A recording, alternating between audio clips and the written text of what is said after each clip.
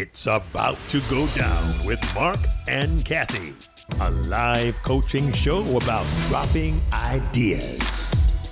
Marc and Cathey coach and have conversations with brilliant idea creators who are reimagining the world through the expression of their words, thoughts, and action. Hey, everybody. Welcome to It's About to Go Down. I am Cathey Armillas. And I am Marc Williams, and we have the awesome opportunity to be with the coolest person we've ever had on the show. She represents the West Side and the East Side because she lives on the West Side of the East Side, New York. Oh, Raabia Shafi is an executive coach, a leadership development, get this, facilitation ninja. I love that. She gets joy from working across all levels, across multiple industries, helping people to become followable leaders. I love that. You just made up a word, followable leaders. And she wants to talk to us today about the power and responsibilities of leader. And I love this question. How can you harness your leadership for good? Raabia, welcome to It's About to Go Down. Thank you. I am never going to hand anyone a bio to read ever. I'll just give them this snippet of the recording. Thank you so much for having me. You're welcome. Raabia, tell us about this whole thing about the power and responsibilities of leaders and the weight that comes with leadership and positional power. And why are you asking people this question? How can they harness their leadership for good? Like, why is that a question? Yeah. Well, based on my experience and being in the world of leadership development and coaching, my entire career, something that oftentimes can go underappreciated is the level of influence that folks have in different positions of leadership. And when I talk about leadership, I'm a big believer of this idea that you can lead from any seat. I certainly work with the executives at the C-suite level, director, VP. Every organization has its subset of cascading kind of categories there. Frontline staff also we have leaders among us everywhere. And the reason why I think it's so imperative to really consider the influence and the example that we're setting as leaders is because that is virtually inseparable from this idea of leadership. So someone upholds you or views you as a leader, regardless of your positional power or your title, you are effectively a leader in their world. And the reason why I think it's imperative is because it's not just, in the industry of healthcare or the industry of retail or law or finance, whatever it is, it's really, we're more likely to follow our leaders. The research actually indicates that it's not even a human instinct, but it's a primal instinct for us to follow our leaders and utilize the example that they're setting as the standard. Wow, when you said that, that really made me think about how instinctual that is and the responsibility that does come with that. And I love this question that you said earlier when we were talking. Would you follow yourself? Yeah. Would you follow yourself? Take a look at your life. And so tell us a little bit more about that, because I don't think a lot of people, even people in leadership positions or perceived leadership positions, I don't think we stop many times and say, would I follow myself? Would I? Yeah. Would I? Yeah. Well, one of my absolute favorite quotes that someone shared with me a long time ago, I think kind of exemplifies my perspective on this idea of leadership and just my approach to coaching as well. And it's hard to read the label when you're sitting inside the jar. Yeah. And then people ask me like, what's your approach? What makes you different, right? Coaches come a dime a dozen. And I think of my job is to partner with you. Let's say, Marc, if you're my client, or Cathey, if you're my client, let's hold hands in the most non-judgmental, most affirmative way. Let's step outside of the jar. Let's read what the label says from as much of a third-party perspective as we can, from the outside looking in. Not so that, oh, I can read it and I should change what I'm doing, but that we ultimately can gather that data to make an informed decision about how we actually want to move forward or approach a situation. Mm. You just said something that really resonated. Mm-hmm. Not so that we have to change who we are. Because I can see how that could be the fear or the hesitation in even having this conversation, right? Because there's that level of, you use the word judgment. Oh, you're telling me there's something wrong with me? There's nothing wrong. Oh, you want me to change? It makes me wonder when you say that question that Cathey asked, right? Would you follow yourself? Have you ever come across a leader who actually said, no, I wouldn't follow myself? Ooh, that just gave me the chills. That's some hard honesty right there, right? That's some hard honesty right there. You know, go ahead, Cathey. Sorry. Oh, I was just thinking I would applaud somebody if they had said that, because it's real honest. It's a real honest look at yourself. Right. The answer is yes.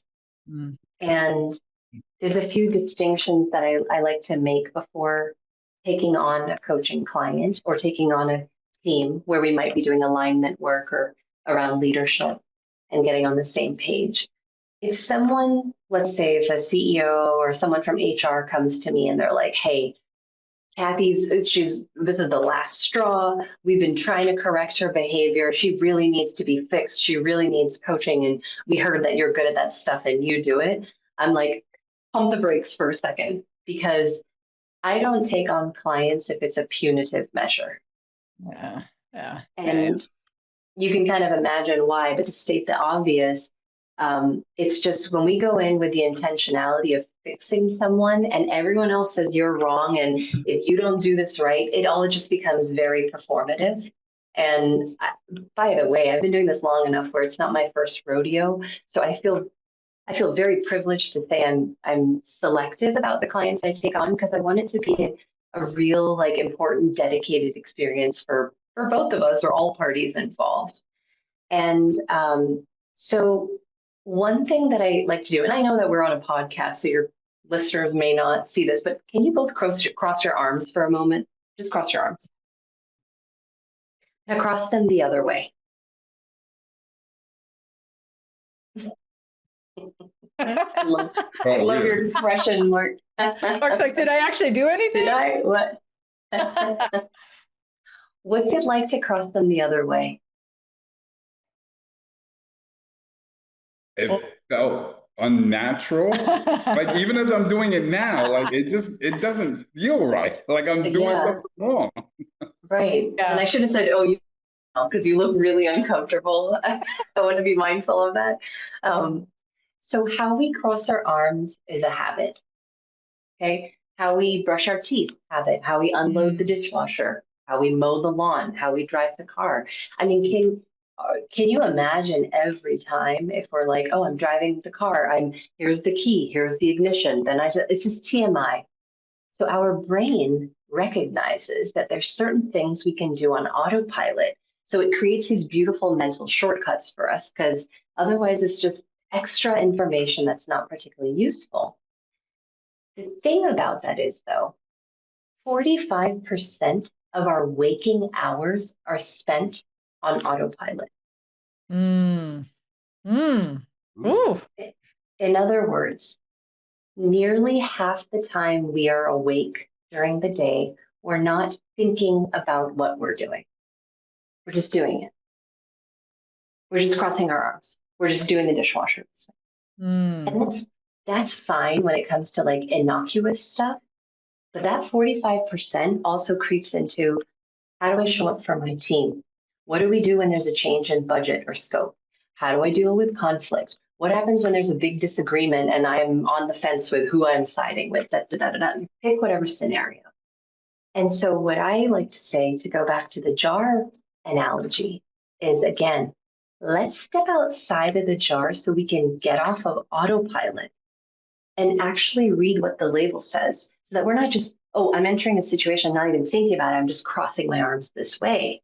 But so that I like to work with leaders who want to get back in the driver's seat, where they're like, oh, I'm actually making a discretionary choice here about which way I want to handle this situation. Which way do I cross my arms? So that's where I like to hang out in terms of taking on clients. Wow. Blew my mind for a second to really think about how much of our day we spend on autopilots. And, I love this topic so much because I wrote about it in my marketing book about schemas. Oh, nice. The little thing is the scientific word for it is schemas, the things that our brains will process so that we don't have to. And it would make us really exhausted if we had to sit, like you said, and we had to sit and like make decisions on these little things. But it's also very eye-opening to know how much, like I would have guessed if you had asked us before you told us, I would have guessed autopilot 20%, maybe 25. I don't know about you, Mark, but I would never have guessed almost half of the things that we do. I would not have guessed that. The percentage definitely blew my mind. It gave me a lot to think about. And what it brought up for me is, I feel like we live in a world where automating, systematizing is the thing, right? That's celebrated, right? As a leader, I'm expected to systematize and automatize everything, including myself. And you're helping leaders to really break that mold. And I'm curious, how do you get people to lessen how much of that automatic pilot they're on? How do you get them back into the driver's seat? Yeah. Oh man. Well, you just named what I do day in and day out. It's the how piece. She's like, now I'm gonna have to charge you, Mark. Yes. I gotta sign off now. We're done. Yeah. No. First of all, I love that you use the word automatize. I don't know if it's real, but it is in my mind now, and I love it. It's amazing. Systematize. Automatize. Yeah. It's so good. Well, let me just say, I have my own consultancy. I started almost 9 years ago at this stage, and I work for myself, by myself. In the past, I've had lovely executive assistants, and now literally I have a list where I'm like, can I automate it? Can I delegate it? Because it's just me. And so I love that idea, because optimization is my favorite word. You can tell I'm born as a consultant in that world. I love the word optimization. However, when it comes to working with leaders, it's really not about, hey, you need to stop automatizing, or you need to stop, X, Y, and Z. It's really, let's make sure that you are the one who's in control of responding to the stimuli based on what's going to be best for the situation. Let's cultivate a sense of discernment and empowerment to remember that even if in the past you had an automatic or kind of reactive habitual response to something, here's our wake-up call. Let's try this a little bit differently. I love that so much, because sometimes our automatic reaction to information can be really bad. like our emotions can. And I even think just taking a pause, and even having somebody take a pause, some of us have RBF face really bad. And when we're hearing something, we're already like automating our face. That's what that means. No, it's almost like, yeah. Oh, just look at me anytime I'm not talking. The whole first season of It's About to Go Down, I swear it was constant like, what kind of resting bitch face do I have right now? Yeah. But For sure. but I really love it because it's really thinking about, as a leader, if I'm given some kind of news and I need to stop and maybe even take a pause and just to even if I don't tell anybody, but stop and take a pause and be like, Yeah, okay, how do I really want to show up and react? And what's good for the people? Like what's good for everybody, the greater good or whatever, not just my knee-jerk emotional response. So exactly. I Yeah, love that even on a small level of just like stopping or pausing the automation a little bit. Maybe not stopping, but pausing it. it's Mark. It looks like you were going to share something. No, no, go ahead, go ahead. That's his I'm always thinking. thinking, but I have RBF, but he has our resting thinking face, like RTF. Resting thinking face. That was He has our really, RTF. I have to think of go my ahead. R face. Yeah. um, I'll, Cathey, to what you're saying, there's a quote, maybe you all are familiar with it. It's often attributed to Viktor Frankl. He was an Austrian neurologist, psychologist, philosopher. He was also a Holocaust survivor. And the quote goes something like, between stimulus and response, there is a space. And in that space lies our growth and our freedom. Mm, mm. All day, every day. And talk about now we're in the information age, right? For this foreseeable future. It's like stimulus, response. Everything and anything is coming at us. And the whole idea is, oh, there's stimulus. Okay, there's a conflict or there's a disagreement among team members on how to move forward with this project. Instead of going into our natural way of crossing our arms, our habitual, rather, way of crossing our arms, what if we took a pause? Because there's a tiny sliver of space where it's like, even if, and I had one executive coaching client, and I was like, how are you going to create, how are you going to lean into that space? And he was like, but I have this reaction when so-and-so does something. And we were on Zoom and he was sitting in his executive office chair and he goes, you know what I'm going to do? I'm going to put you out of my chair. So I'm just going to take a breath. Yeah, and then I have to come back. And I was like, great, do what you need to do. And that whole idea of in that space lies our growth and our freedom, our access to. The growth comes from being able to make a choice about how we want to respond, not being reactionary. So there's a difference between a response and a reaction. So when it comes to, Mark, you asked earlier, how do we do it? We can talk further about that. The first is recognizing that there is a space there. Because oftentimes I'll work with leaders where they're like, how in the world am I supposed, I have a million things going on. I have stuff coming at me all the time. I'm like, I'm not saying just sit here and pontificate for hours on end. No one has that luxury of time. But when it comes to, and I'd say this is coaching for busy leaders, it's micro habits, micro changes. What if you took a second to push your chair back?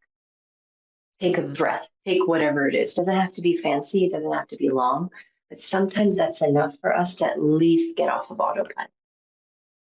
I love what I'll call these little hacks, like something just as simple as that. When you talked about the recognition of that space, I also thought about the awareness that is necessary. And by that, I mean, if 45% of our waking time were on autopilot, I wonder how many of us can actually name or identify those things that we even do on autopilot, because sometimes they're so habitual, we're not even aware that we're doing it. Right. Yeah. You know, to increase that awareness, and again, busy leaders may not have the time to identify all of their different things, but I wonder what that process would look like to identify some of those habitual autopilot things. Is it some? Oh, sorry. I was thinking about the saying, that there's a saying that like the magic that you're looking for is in the work that you're avoiding. But then it made me think like the magic that you're that you're looking for is in the space that you're avoiding, or the space that you're automating, maybe not avoiding, but automating. So the magic you're looking for is in the space that you're automating. Yeah. That really makes you stop and think about it. Ironically enough. Yeah, I know, right? Right. It's like a microcosm for the bigger Yeah, thing. And that's so meta. I was like, yeah, it's so meta. And then you could go real micro with it, which I love. And yeah.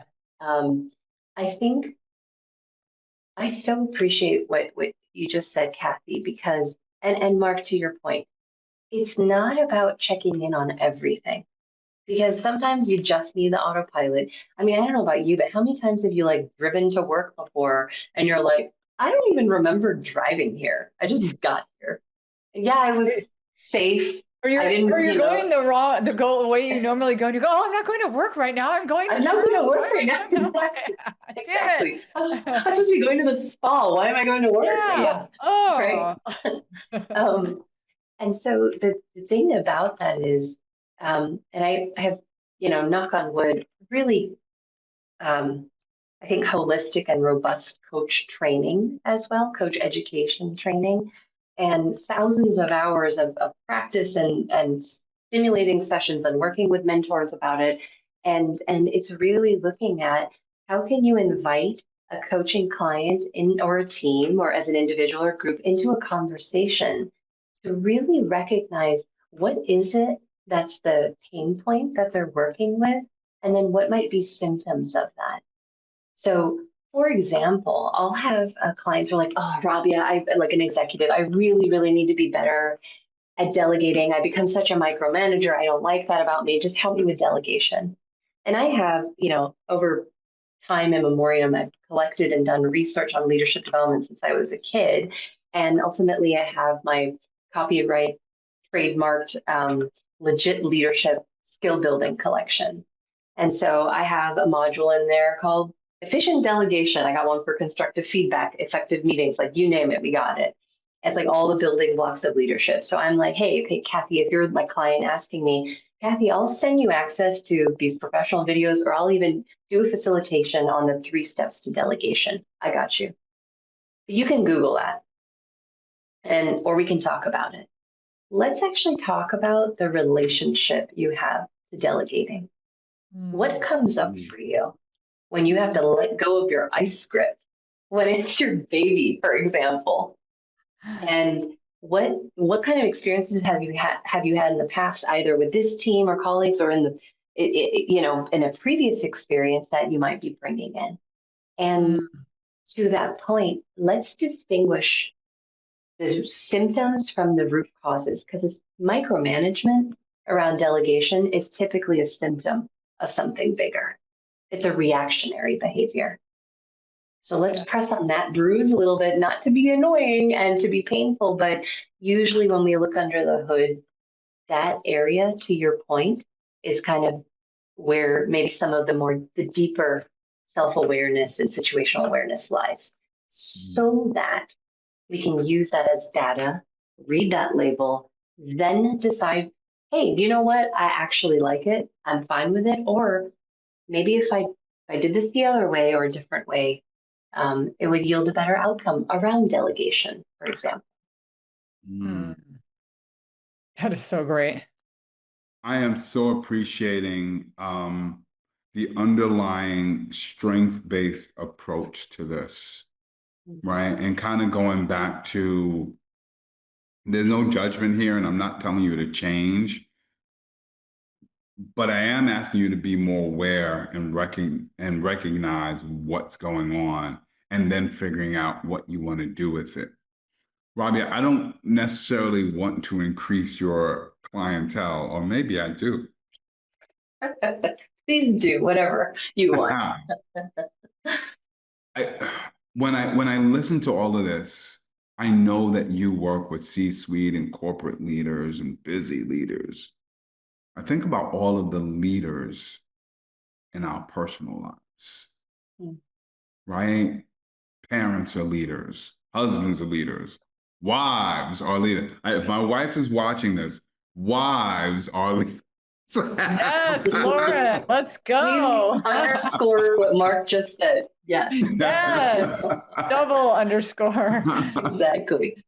I don't profess that there's any difference in how you would present what you're sharing to those who could use it in their personal lives.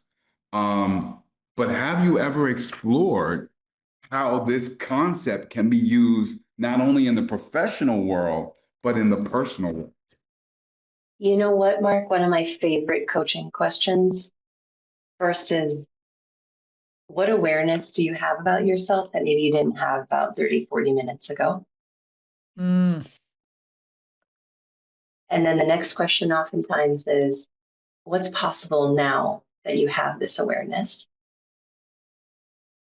And then, to your point, where else in your life does this situation show up that you could apply this new awareness to? Mm-hmm. Yeah, so good. Because we are two sides of the same coin. How we show up, because people are like, oh, but this is just how I show up at work. I'm like, that's a big kind of dual personality to uphold for like 8-10 hours of the day. Like, we show up how we show up. And then part of my job is to recognize, and maybe not even recognize, but point out observations of patterns in behaviors and be like, okay, let's zoom out a little bit. What does the lens look like from up here? Because maybe you're talking about just this one specific conversation when you're trying to give feedback to this one colleague, but then what does it say about maybe honest and feeling safe to have these honest and open conversations? What's driving the tension there that might, resonate or have a ripple effect in other areas of your life? What's the greatest challenge that the clients that you work with, what's the greatest challenge they tend to have with the work that you're doing? Or maybe what's the greatest challenge you have with helping them? That's a good question. I'm going to start with the latter. Yeah. Good. I have grown. I'm like, good. I want to hear this one. Dealer's choice over here. And this is, dealer's choice. And here's where I'm so, so grateful for coach training and education that I continue to have. I'm like a lifelong learner. And I want to just emphasize this because I think coaching is often, I've experienced it as the wild, wild west. You'll have folks who are like, I'm a coach, I'm a life coach, I'm a this for $39.99 a month. You can do it. And I'm not knocking that.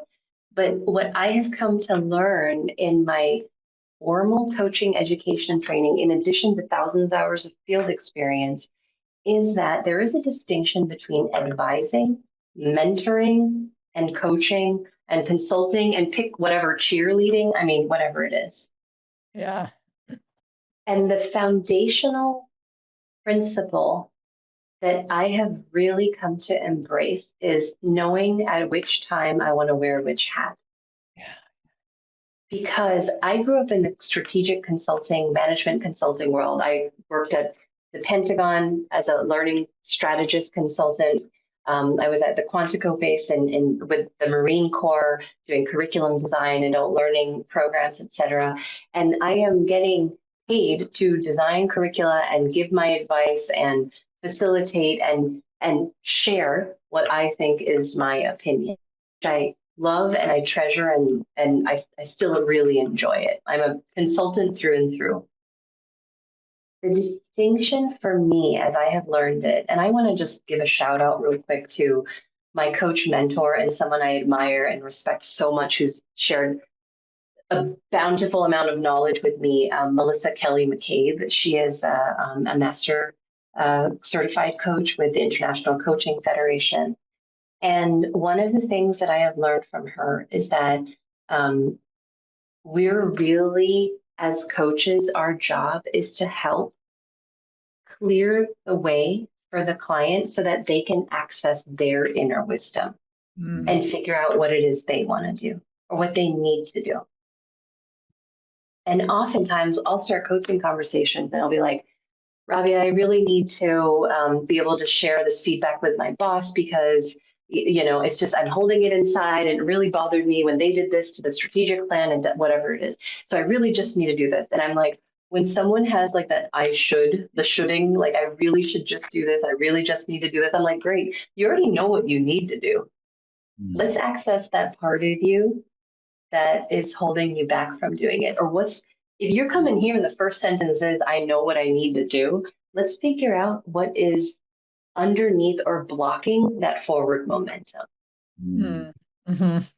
Yeah. And if you're like, hey, what's the biggest challenge? I think I'm getting more agile, getting more nimble, like to be able to flex. But sometimes in my heart of hearts, I'm like I was speaking with a client right before this, and we had a coaching session. He's dealing with this strategic communications challenge, and he has access to my strategic communications module. And I could be like, you know what you need to do? Watch my module, and then just you'll figure it all out. And here's the rule of three, and like whatever. And so, but I have to hold that because if I'm serving as a coach, it's really important to create a space and ask questions that don't make it about me giving advice, because at that stage I'm advising or I'm consulting, or even I could be mentoring in that case. But if I want to coach in the truest essence, I have to be able to hold back a little bit and be like, put another card on the table to help them access what they, in their heart of hearts, I believe that they know to be true. And there's a saying in the International Coaching Federation world, and like the client is whole, capable, and resourceful. We have to operate from that belief in order to show up as powerful coaches. Raabia, so good. Oh, it's so good and strategic. I love it so much because it's very empowering, and I love that you said when you show up you have to like figure out which hat you need in order to help them clear. Tomorrow I'm running a session that these two things don't usually go hand in hand. Yeah. In Speaker Skills Academy called meditative speaking. But one of the things that I've learned from my husband, who is a hardcore meditator, like, man, when I say hardcore, I mean like going to like silent meditation retreats for a whole weekend and not talking. I couldn't do that. But I understand one of the things that I value from meditating, and it's what you said as well, is one of the most powerful things for meditating, and I'm going to use this tomorrow with the speaking, is that you need to, when you meditate, it's like walking through a muddy river. And if you stop for a minute, it allows all the debris and sentiment and all the mud to just sink to the bottom, and the waters become very clear. And that's what meditating does. And that's what you're talking about, is you're allowing, you're able to clear that help clear that water for them so that they can see, because they are, what is it again? They're capable, resourceful, and whole. Yeah. Right. I love that. I think that, when we come into a situation, if we think that we hold the power, like, yeah, it's a weird thing. It's like, only my knowledge will help you. No, only my experience in working with a bunch of people will help you, because I can allow you to go to the space that you already know the answer. It's inside of you. Oh, so I love that so much. Yeah. And Cathey, to that point, one of the key principles around coaching, or one of the core competencies, at least as it's listed with the ICF, which I've been learning more about and adhering to and applying as much as I can, is there's a partnership and we're on the same playing field. Because if I'm coaching you, Marc, you're the expert in you.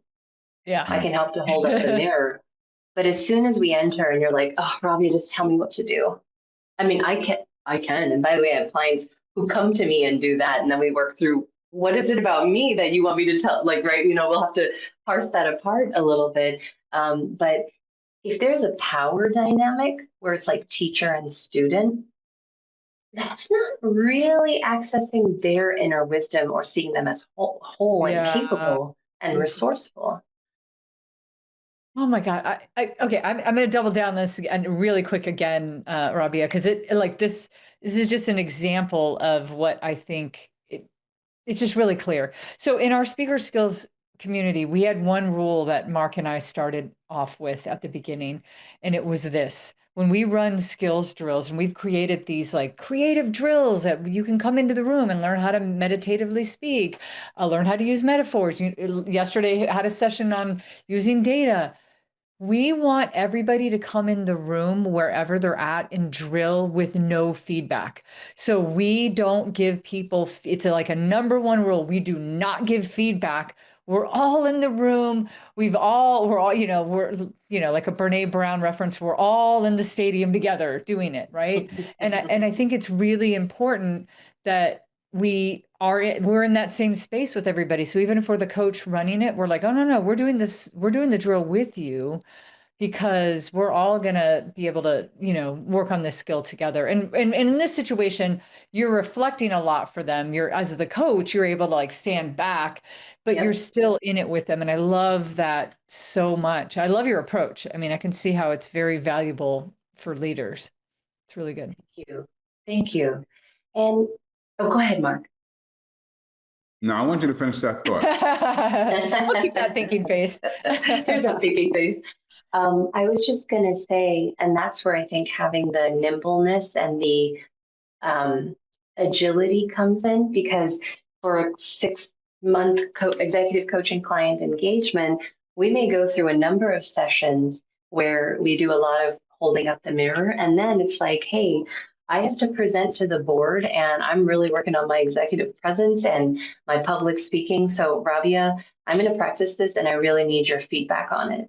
And so I'll give instant feedback. Hey, what if you tried this? What if you do that? That's a different way of doing it. And I'll incorporate, okay, what do you think what's one thing that went well? Because I also know focusing on strengths versus weaknesses from a neuroscience standpoint is, we're more apt to that feedback.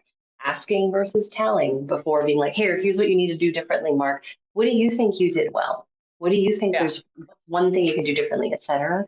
So that there's a time and place for everything. And I think the big thing for me as I've come along on this journey as a consultant and as a coach and as a strategist is I'm also not so rigid that I'm like, oh gosh, this is 6-month coaching. And I use the word coaching and we only have to do exactly the ICF standard of coach. It's to your point, Cathey, how do you meet people where they're at? And that's what I love. I have a 3-step process. I have different phases. I have methodologies. But I'm a big believer in a one-size-fits-one approach for that moment, for that client, because you see them 2 weeks from now, they're going to need something different, or we need to revisit something and unlock another layer of it. And if I'm not meeting my client where they're at and I'm only pushing my agenda, then who wants a partner like that? That's obnoxious. Yeah. Here's what I'm loving about that, in talking about the ICF model. What I hear from you is, at the end of the day, and correct me if I'm wrong, there's not something wrong with the client, right? This person doesn't need to be fixed. Nope. Right? And so if that's the philosophy, I'd love to rewind for a moment and go back to a question that you posed very early. How can you harness your leadership for good? The word good, I wonder if there's another word or another way to phrase that question so that people don't get caught up in, I'm doing something good, or I'm doing something bad, I'm doing something right, or I'm doing something wrong. So I wonder, and I don't have the answer to this question, so I'm throwing it out to our universe right here. How could that question be rephrased?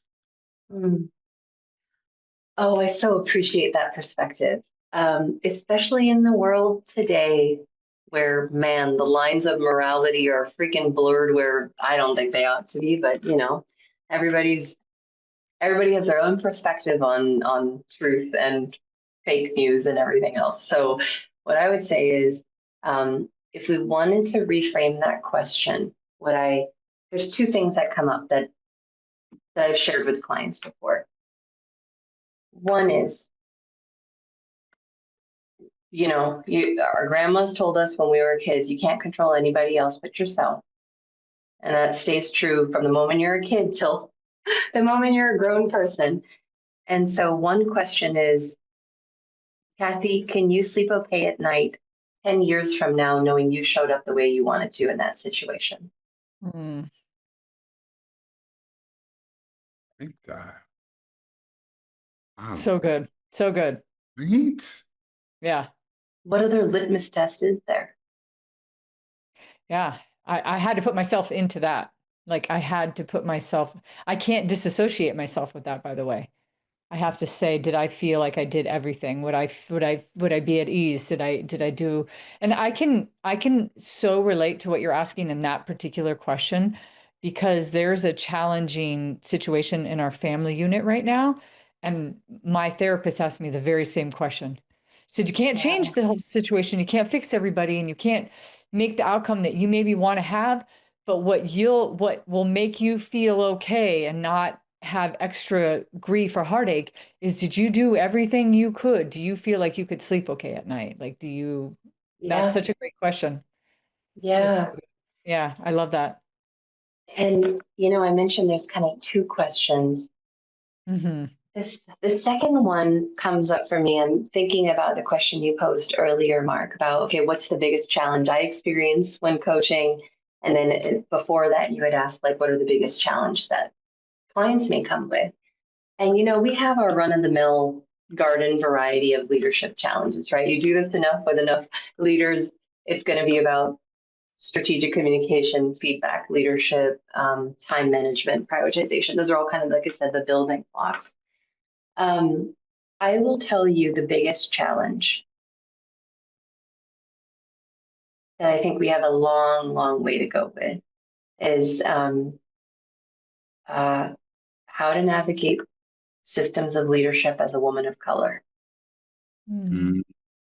As a woman of color myself, I have had to deal with that. And I love working with women. I work with all genders, and I love working with women of color.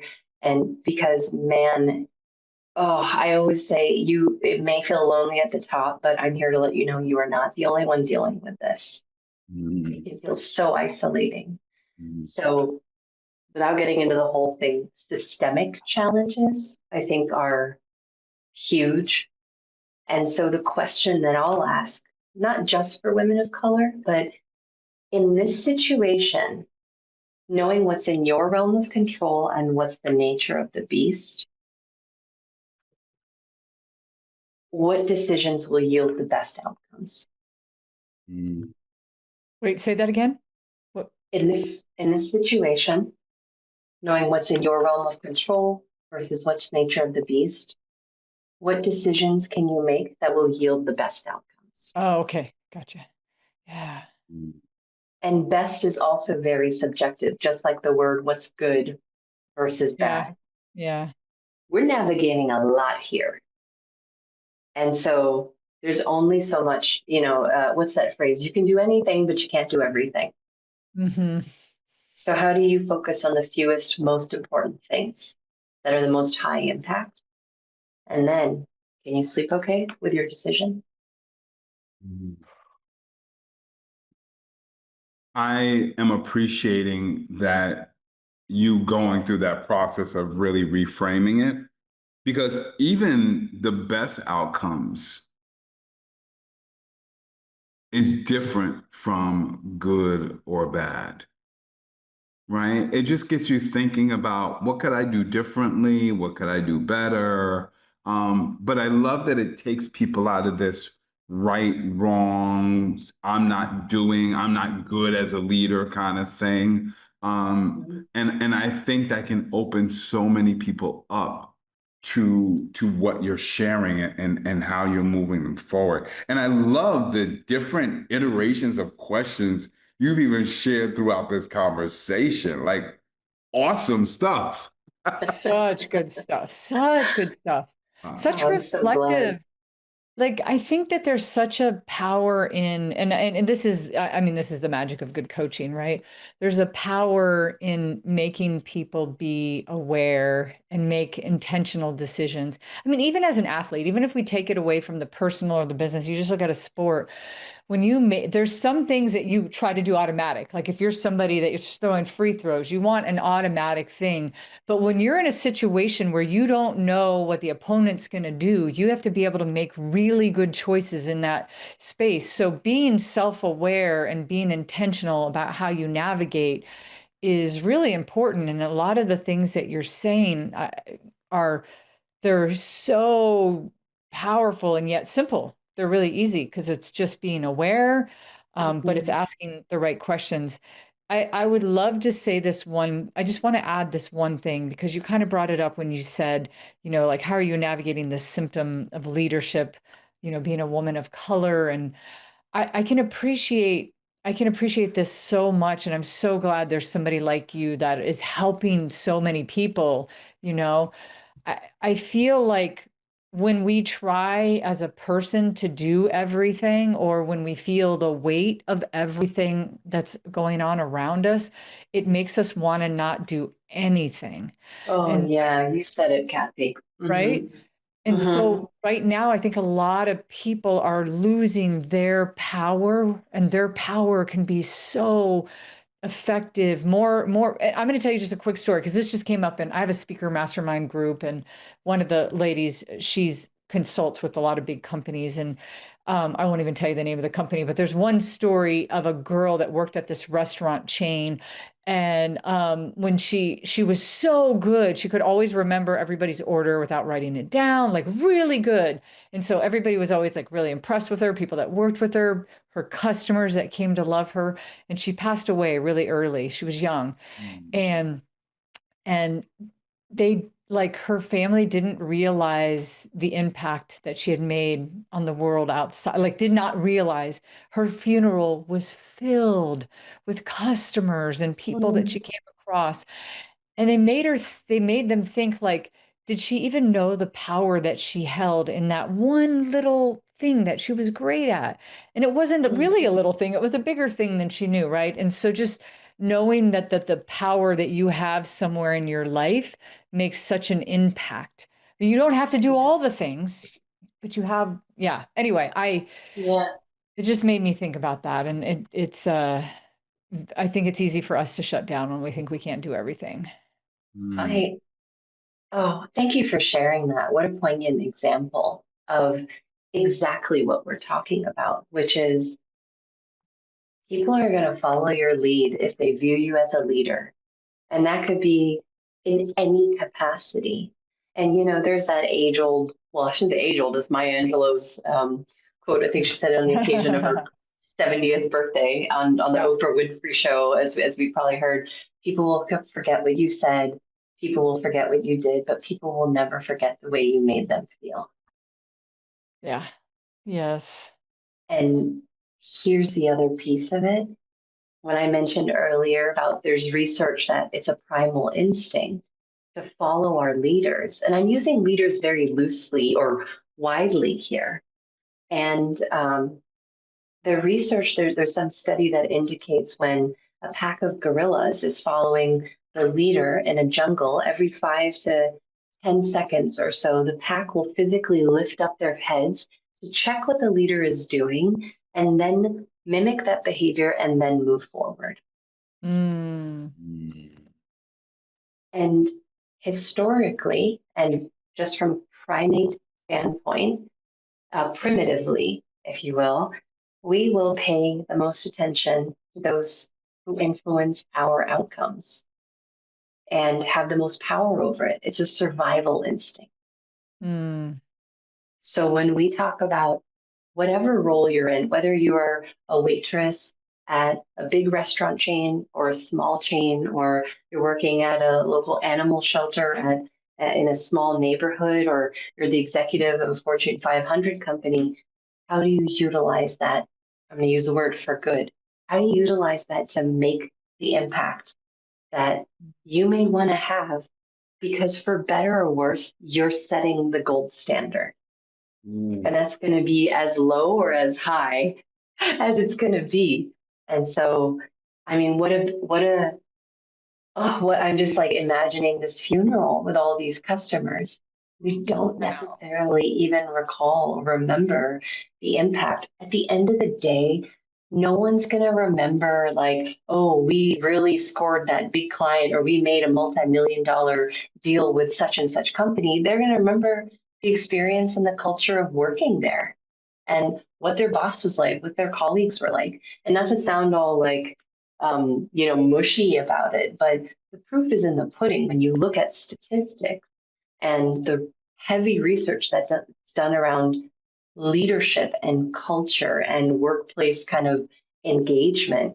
It's really not about table stakes stuff like how much you're getting paid, your competitive salary, your benefits. That stuff should be competitive in the first place.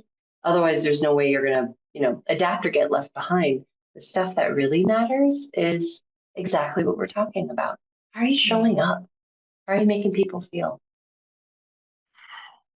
You quoted the late great Maya Angelou. You also remind me of late great Kobe Bryant, who once said, when he was on the court at his most tired,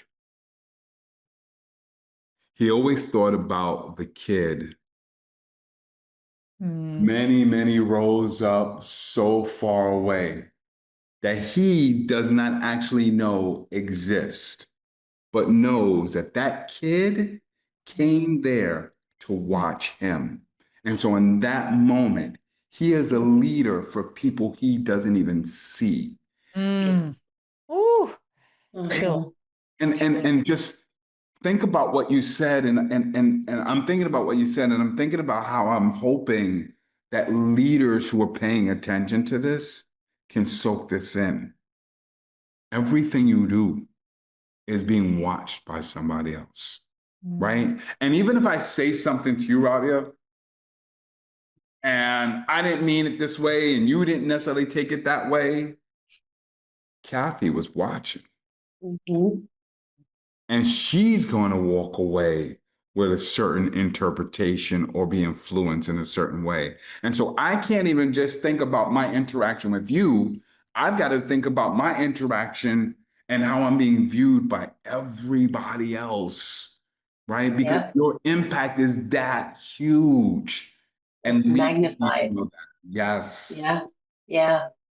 And I was recruited by Danny Meyer, the restaurateur's kind of global hospitality icon, who started Shake Shack and has a ton of restaurants in his group in New York.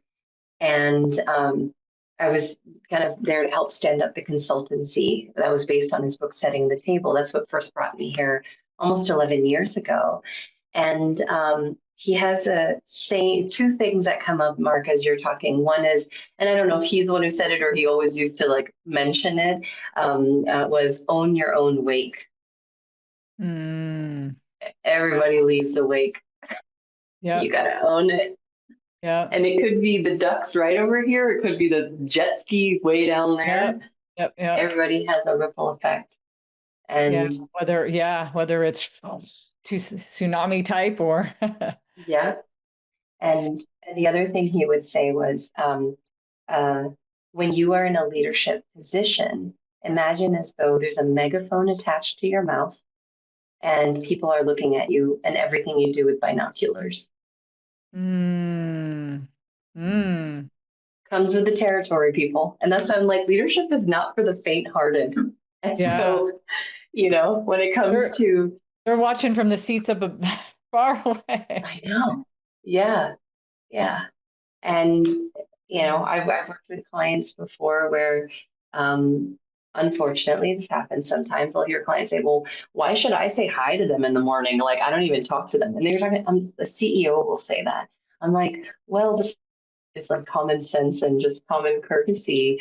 You're setting the tone for the environment of how, it's inescapable. Yeah. So Going back to Maya Angelou for a second, be the rainbow in someone else's cloud, there you go. Yeah. Yeah. Oh my gosh, this is such good stuff. I feel like we could geek out on this forever because there's so many different facets of it, and it's been so good. I will say that while you all were talking, Mark, I think I might have come up with a word. Well, it's not like I didn't come up with it. It's a word. I might have thought of another word to replace the good so that it doesn't feel like good, bad. Oh, Betterment, for the betterment. Just that it's better. That doesn't mean the other thing's bad. It just means that you could actually make it better. So the betterment. Anyway, because I can understand this. There's a lot of analogies, I think, lately. Mark and I as speaker coaches, there's a lot of things that people say, and you're like, ooh, we now understand the impact of those words. Okay, we shouldn't say it yeah. that way. If you've ever had a client that works in the healthcare industry, there's certain words that they stay away from, right? Any words that mean death or any kind of harm or whatever. And it makes you be a little bit more conscious about how you talk about things. So I just really appreciated that, Mark. That Yeah. just the good made you think that was something was bad. So betterment. Anyway, Yeah. I have a That's question gonna for make you. me, No, go yeah, ahead. sorry, I was just gonna say that's gonna make me think as I pose that question to my clients, or to see if there's another, first of all, how that lands for them, and then if there is, in fact, maybe we can use some of these alternatives that we talked about. So thank you Yeah, for yeah. that. No, that would be fun. And it kind of goes right into what I wanted to ask, thinking about all the things that we talked about, what's been a highlight for each of you. And, I'll go first just to start it off, and then we'll end with you, Rabia, because you're our guest and we want to hear that you get the last word on that. Wow, we've went so many different directions. I think I'm still a little struck by this question of, if you were a leader, would you follow you? Like, I just think there's no other opinion you can add to it but yourself. And if you're being really honest and truthful with yourself, you might not really like the answer, which is very helpful. So I very much reflected on that, and I really love that as a question to me, myself, and to anybody watching. I think it's awesome. And for me, I love this idea of 45% of our waking hours Mm, are spent on autopilot. And how can we, as leaders and individuals, increase our awareness of mm. the things we are automatizing so that we can step into our driver's seat, right, Yeah. and take more control of the things that we have released control to. Mm, Mm. yeah. Oh, Love I hearing love it. this thinking. Rabia, how about you? Yeah. Oh, well, it's so funny because I'm going to go macro for a moment, to use your word, Kathy.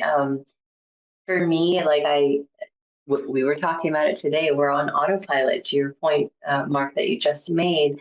And I really am so grateful for this conversation because I think about this all the time. I also work for myself, by myself. I live by myself, so I can sometimes be up here and kind of in my own world, and to be able to test out and try out these core concepts of leadership and human dynamics and human nature, with two folks from, I feel like we just stepped outside of the jar to read the label a little bit in this conversation. And I'm so grateful for the space to do that in a fun way. It's not every day that I get to come across individuals who are experts in their own field and some overlapping fields as well, where we get to kind of luxuriate in these types of questions and reflections. So I'm so grateful to both of you. Thank you. Aw, so Mm. awesome. Well, Rabia, you're amazing. I'm so grateful that you came to our show. For anybody watching, it was a logistical nightmare, and not Rabia's fault. I got, like, one of the times I got stung by a wasp. Like, it just was, and I'm super, like, when I first got on and we started chatting, my heart just felt so grateful. You are a brilliant mind. You're doing such good work, and I'm so grateful that you're out there doing it. And I would love for our listeners, because anybody watching is already like, oh, she's the bomb. Like, where can I find her? Where can I follow her? Where can I, like, get in touch with her? So please tell us where our where our folks can find you. Absolutely. Thank you so much. What a thoughtful sentiment. That means everything. So I would love to connect with anyone who's interested. The best place to find me is on LinkedIn. I'm pretty active on there, and you can find me under my name, Raabia Shafi, Raabia Shafi. And there you'll find a link to my website. I have a flow page with all my content, and you're always welcome to send me a direct message as well. And for anyone out there who wants to connect and learn more and figure out how to step outside of the jar, I'm your person. Let's go. Let's see if it might be a good match. So I'm looking forward to connecting.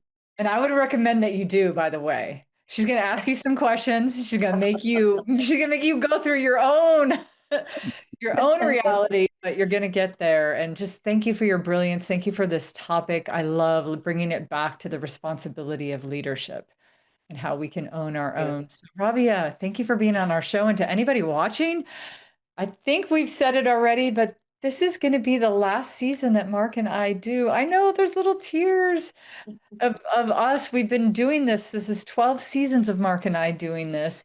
And we're not going away. We're just going to shift it a little bit. So anybody watching who's been enjoying our It's About to Go Down and having brilliant minds like Raabia on talking about really cool ideas, we're still going to do that. We're just going to kind of veer it into our thing, the future of speaking, because we are, Marc and I, that's the space where we live. So Raabia, thank you. If we were coaching you to give a TED Talk, we would have had this same exact conversation that we had. I love it. Today. We would be like, all right, we got to roll our sleeves up. Let's figure out what you talk about and how we can get to the heart of it.